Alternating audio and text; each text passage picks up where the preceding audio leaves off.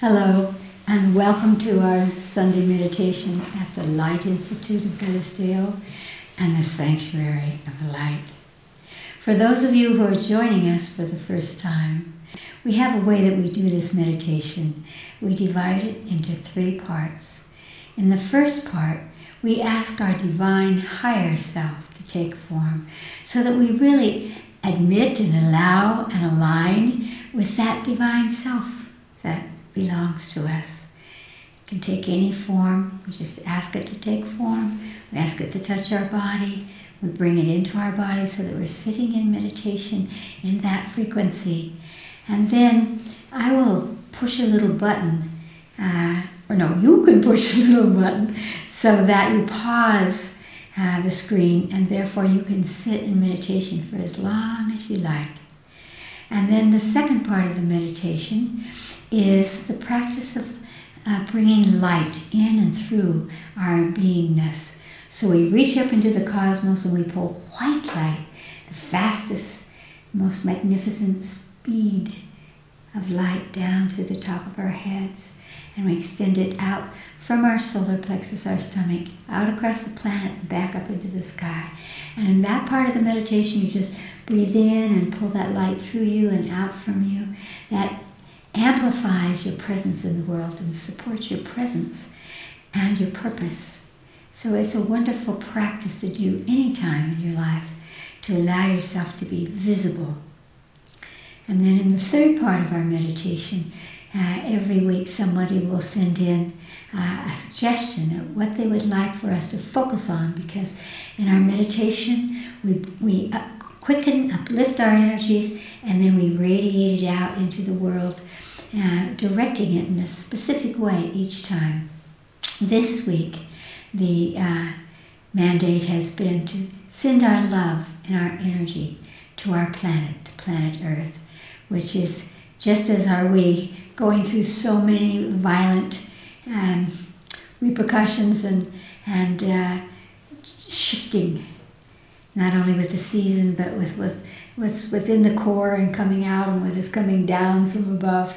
And so let us send a stabilizing, loving energy to Gaia, our home planet. And so if you're ready, we'll begin with our breath. Because when you exhale, it allows you to slow your brain and move into a meditative state. Close your eyes. Take a deep breath in through your nose. And exhale slowly through your mouth.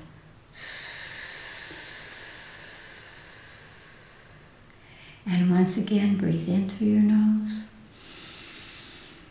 And exhale slowly through your mouth. Feel your brain slowing down into alpha, opening to a meditative state.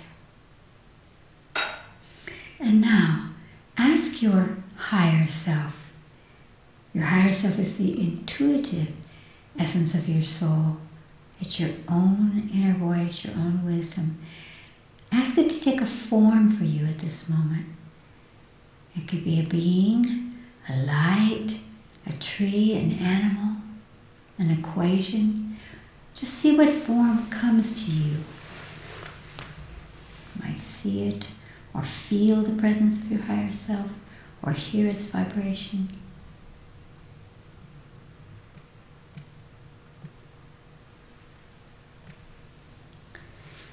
And now ask your higher self to touch your body where you hold your divine essence at this moment. And just imagine that your higher self is touching anywhere in your body, and begin to breathe in through that point so that you're opening an access energy. So breathe in through the point of touch. And now draw your higher self into your body through that point, so that as you sit as your higher self, your divine essence in meditation, you find that peace and expansion of consciousness. Om.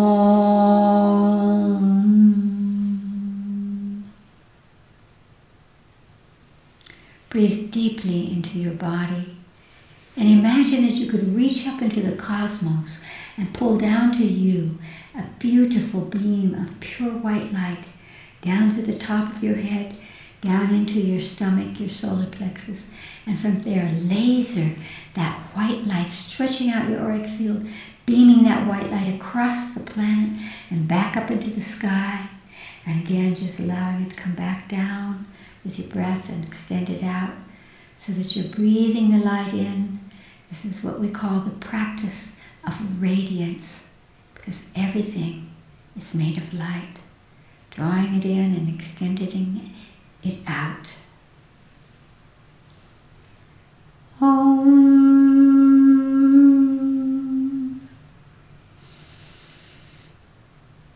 Again, breathe deeply into your body and bring into your mind's eye our beloved Earth. You might be directed by your higher self to focus on the seas or the land or the flora or fauna, the air. Just bring planet Earth into your mind's eye, however it comes to you at this moment. And now ask Gaia, planet Earth, what frequency of light it needs from you to come into balance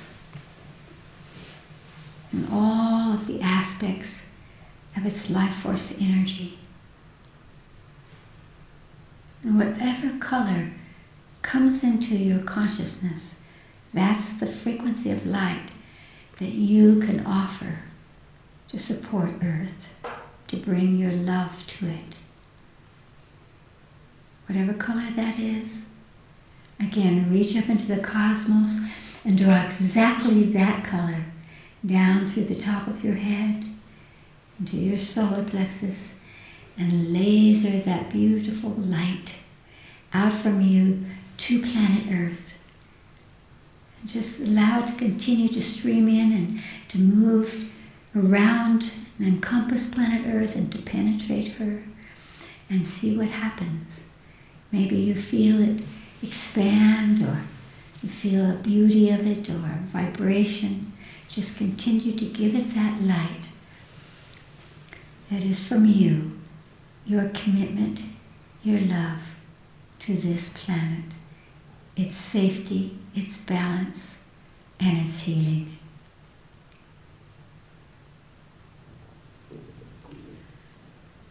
Om.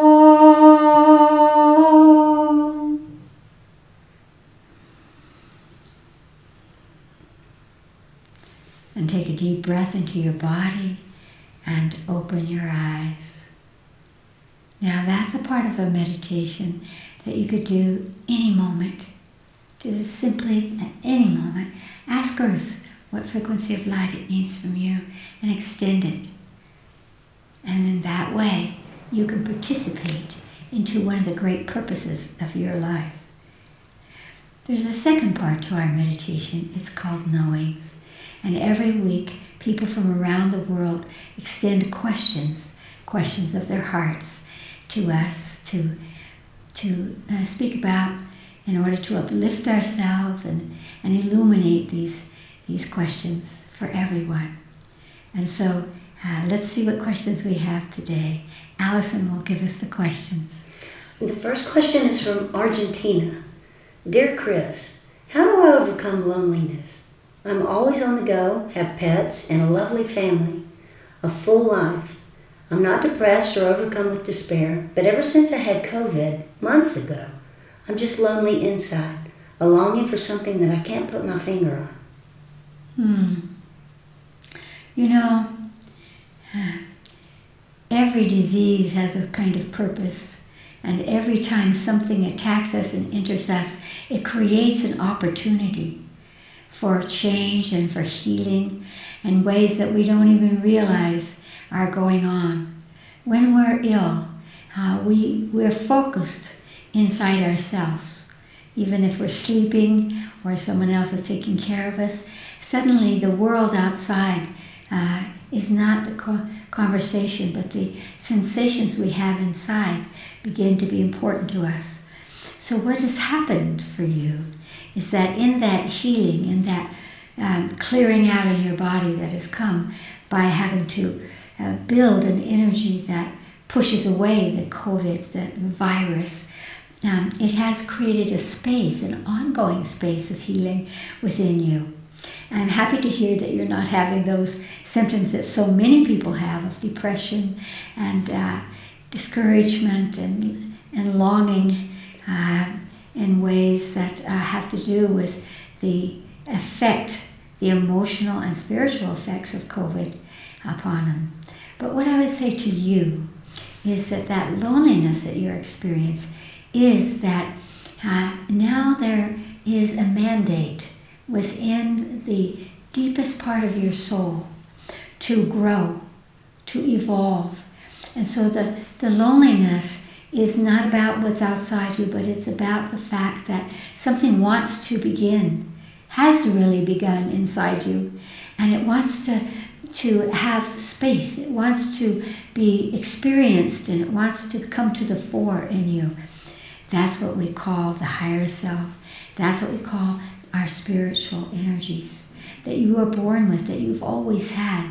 And it's wanting to come out in you more so that your life can become more about who you are and the gift that you have and the purpose of your life. Because whenever we have something that could end our life, it creates a rippling effect within our unconscious energies, our light bodies, all of our bodies, that begin to grow a deeper need to evolve into our true self, so that that is expressed, so that we actually can access a sense of purpose in our lives. And that's what's happening. That space is saying, why are you here? What is your purpose? It's not about what you do.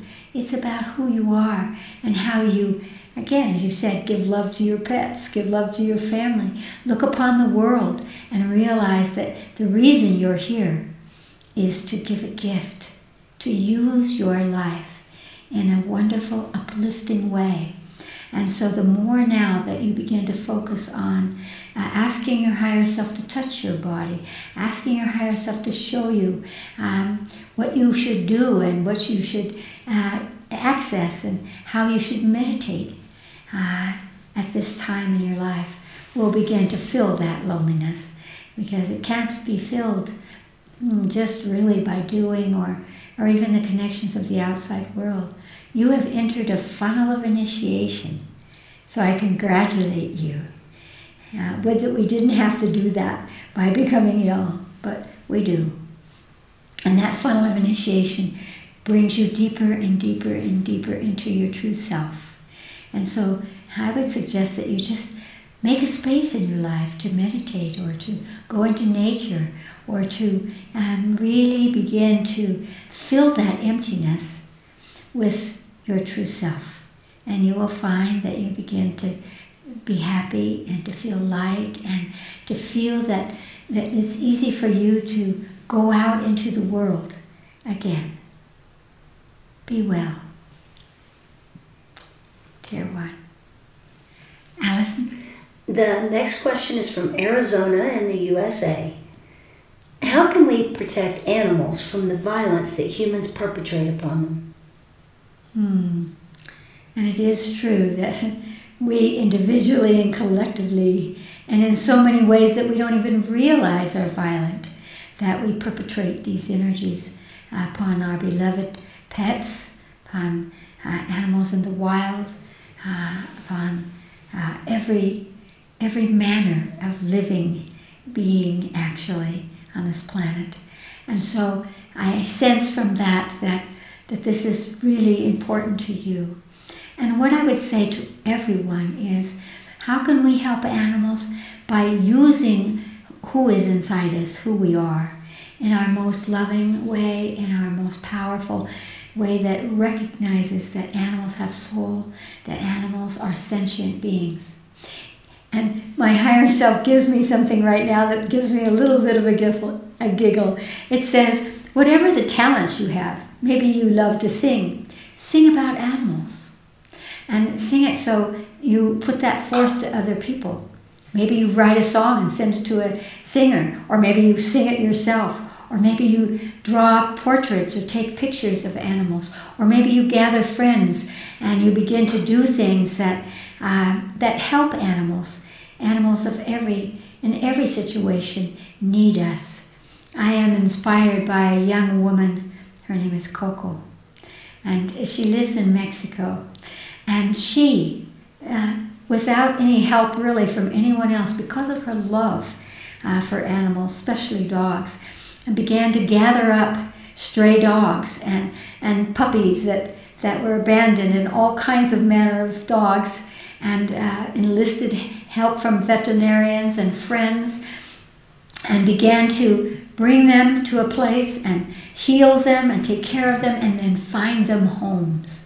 And I am so inspired by Coco and the gift that she gives, and to realize that we don't have to somehow be connected with powerful structures or anything. All we need is the desire in our hearts. So again, whatever you are good at, if you're good at making food, imagine that you could make food for stray animals, or for animals in animal shelters, or you could gather your friends and create a project, and amongst yourselves think up something that would focus, because whatever you do will create a ripple into the world. And so that brings me to the thing that always comes to my mind, and that is to use your consciousness, the power of your heart and your consciousness, to send a ripple into the world that can help humans to learn to love animals. Because, again, how are you going to protect them? Through educating everyone else and activating and opening their hearts to the animal kingdom.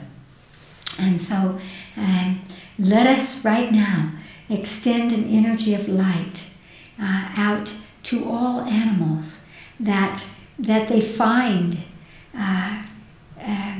protection from humans, that they find a way to be seen and cared for by humans. Close your eyes. Take a deep breath into your body. And just imagine that you're gathering up all of the animals on the planet. Maybe you love birds, or maybe you love wild animals, or dogs, or cats, or lizards, or snakes. Just gather them all up into your mind's eye and ask the animal kingdom what frequency of light they need from you to facilitate them attracting, magnetizing to them human love and human caring, so that the violence is stopped. Maybe for you it is to stop the puppy mills, and by doing that create some other way that everyone can have a pet, because we learn so much from animals. So if you have them gathered up in your creative imagination, then ask them, because they are sentient beings, what color they need from you to facilitate a magnetism within them that will attract human consciousness, human love, human concern to protect them. What's the color that comes to you now? Whatever that is, reach up into the cosmos and pull exactly that color in a big sheath of light down through the top of your head, down into your stomach, into your solar plexus, and laser that light out to all animals, the animal kingdom, and especially any particular ones that you love, that perhaps you want to begin to take responsibility in a loving way to support them and protect them. So draw that light in and send it out. Just continue to send it out till you feel a shift. Maybe it feels like there's an opening, or there's some kind of reaction from the animals. And take a deep breath into your body and open your eyes. It's an easy thing for us to realize that animals are a part of our well-being. They are so powerful to heal us, and we are powerful to heal them as well. Allison. The last question comes from London, England. Chris, I love shopping all the time, all the time, for anything. My friends and family think I'm materialistic, but it gives me such great pleasure. For me, it's not about the actual buying, but the thrill of interaction and finding wonderful things to fill my life. It makes me feel alive, connected. It may sound silly, but it's my sanctuary. Is it possible to have something like this, which I'm told is superficial, be a connection to Source? I love that. I love that. We are in a material world, and things trigger associations. They trigger connection into us. So I would not say that it is only superficial. There's one little element in what you said, and that is the things that can fill my life. I would suggest that you massage that a little bit, because really things in the end cannot fill your life. But the excitement of shopping, the excitement of seeing in your mind's eye how you could use that, especially getting something that you can give away, the great giveaway that we have in the United States and the Native American community, are all part of how we take physical things and give them an energy that has a spiritual connection. And so I would look at that. But on the other hand, what I sense from you is a great lover of beauty, a lover of design, a person who can see this could be placed there, and it would make that beautiful, that you like to orchestrate in your life, things that then bring beauty to you and maybe peace and happiness. Because things can facilitate happiness. They're not the only thing, but it's how we use them and how we perceive them. So never mind what your family says. And that is a sort of a cliche that if you're all about the things, that just must be the outer part. But I sense in you a true love of beauty. And we need beauty in this world. And so maybe you can even in your shopping include plants or animals or all manner of things, not just clothes. After all, we all wear clothes as a way of expressing the self.